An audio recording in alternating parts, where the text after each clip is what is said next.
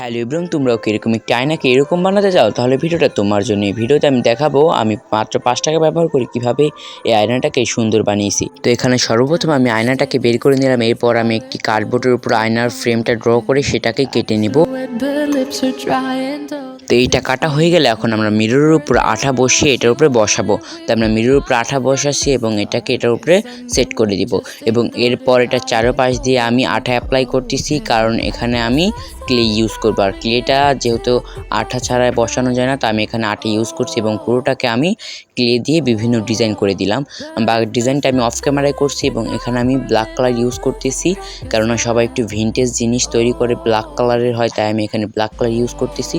তো black colour করার পর আমার মনে হলো যে না, এটাকে আমি একটু কালারফুল করি, তাই এখানে আমি কিছু লতা পাতা এবং ফুল কালার করে নিচ্ছি। এবং এরপর আমাদের মিররের ফাইনাল রেজাল্ট।